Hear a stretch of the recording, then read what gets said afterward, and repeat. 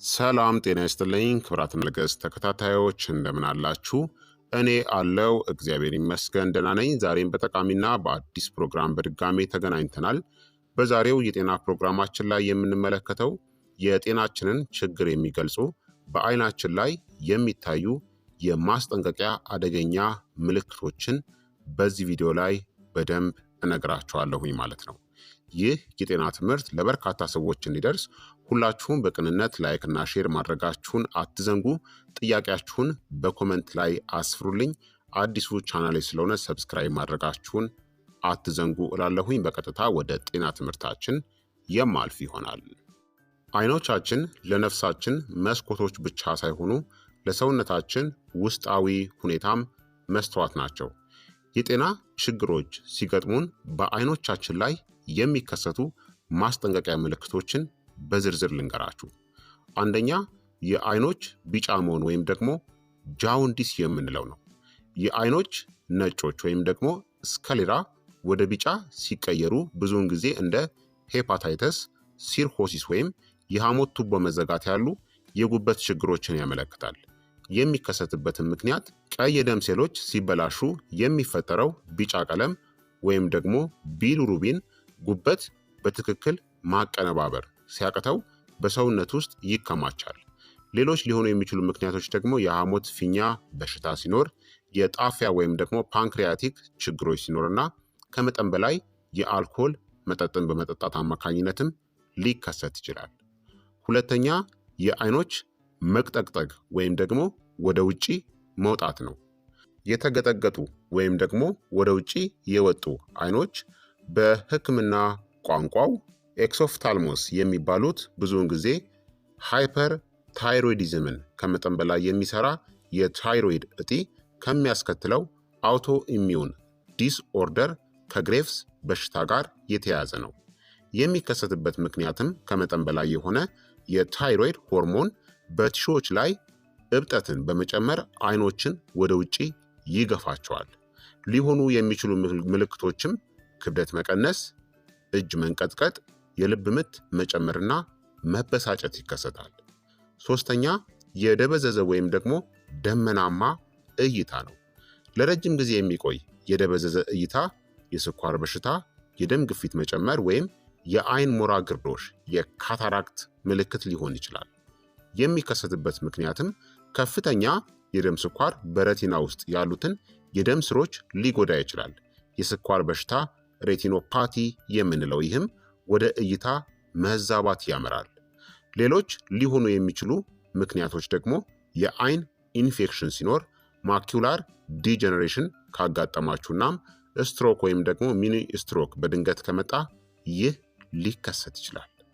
አራተኛ ቀይ ወይም ደግሞ በደም የተሞሉ አይኖች ነው።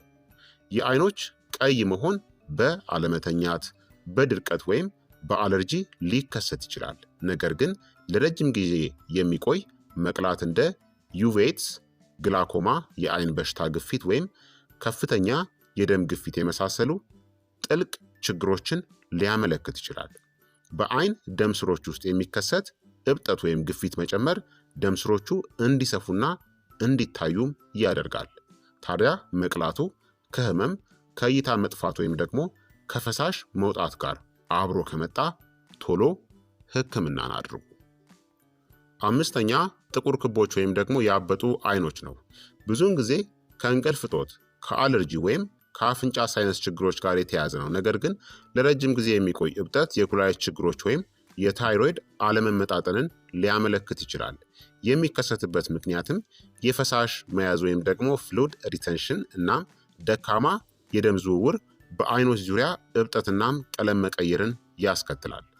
ስድስተኛ ድንገተኛ የእይታ መጥፋት ወይም ደግሞ የእይታ ክፍተት ነው።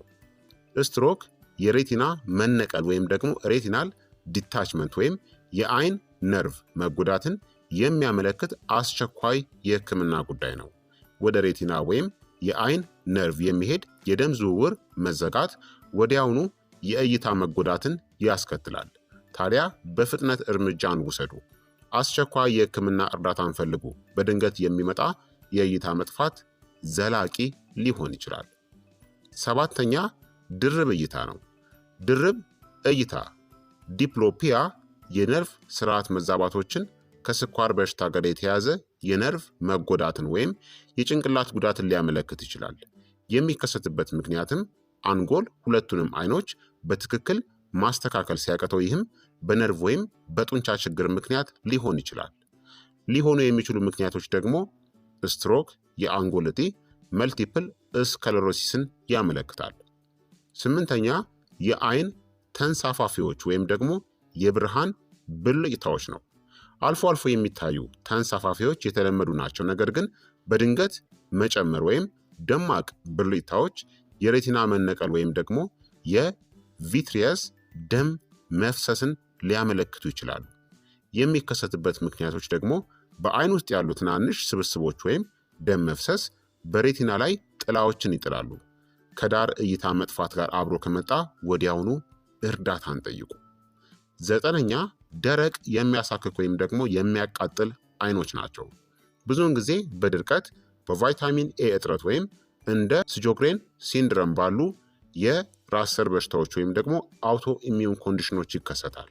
የሚከሰትበት ምክንያትም የእንባ ምርት መቀነስ ወይም የእንባ እጢዎች መቆጣት የአይንን እርጥበት ይጎዳል። ለረጅም ጊዜ የሚቆይ የአይን ድርቀት ከመጠን በላይ ማያ ገጽ ላይ ማየት ወይም አንዳንድ መድኃኒቶች እንደ ጸረ ሂስታሚኖችና ጸረ ጭንቀቶችን ሊያስከትሉ ይችላሉ። 10ኛ የገረጣ ወይም ሰማያዊ ቀለም ያላቸው የአይን ነጮች ነው። ያልተለመደ መገርጣት የደም ማነስ ወይም ደግሞ የአኒሚያ ወይም ደካማ የኦክስጅን ዝውውርን ሊያመለክት ይችላል። የሚከሰትበት ምክንያትም ዝቅተኛ የቀይ የደም ሴል ብዛት የኦክስጅን አቅርቦትን በመቀነስ እስከሌላው የገረጣ ወይም ደግሞ ሰማያዊ ሆኖ እንዲታይ ያደርገዋል። አብረው የሚመጡ ምልክቶችም ድካም፣ ማዞር ወይም ደግሞ የትንፋሽ እጥረትን ይከሰታል። 11ኛ የአይን መርገብገብ ነው። ትዊች ማድረግ ብዙውን ጊዜ ምንም ጉዳት የሌለው ነው። ነገር ግን ለረጅም ጊዜ የሚቆይ መርገብገብ ጭንቀትን፣ ድካምን፣ ከመጠን በላይ ካፌን መውሰድን ወይም የማግኒዥየም እጥረትን ሊያመለክትም ይችላል። የሚከሰትበት ምክንያትም በአይን ሽፋሽፍት ጡንቻዎች ውስጥ ከመጠን በላይ የነርቭ መነቃቃት ለረጅም ጊዜ ከቀጠለ እንደ ብሌፋሮስፓዝም ወይም ደግሞ ፓርኪንሰንስ በሽታ ያሉ የነርቭ ሁኔታዎችን ሊያመለክት ይችላል። 12ኛ በኮርኒያ ዙሪያ ያለ ቀለበት ወይም ደግሞ ሪንግ ነው።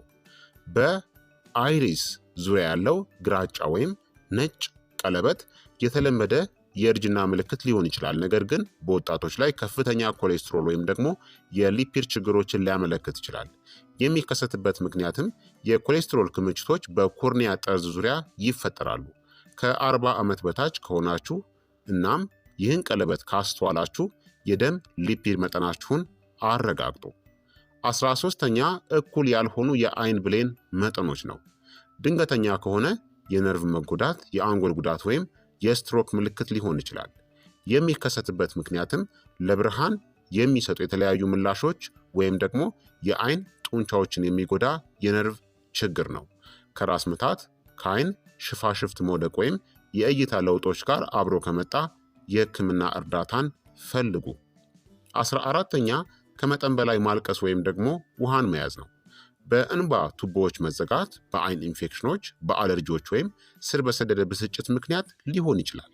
የሚከሰትበት ምክንያትም የእንባ ምርት መጨመር የአይን ድርቀትን ለማካካስ ወይም የፍሳሽ ማስወገጃ ቱቦዎች መዘጋት ሲኖር ነው።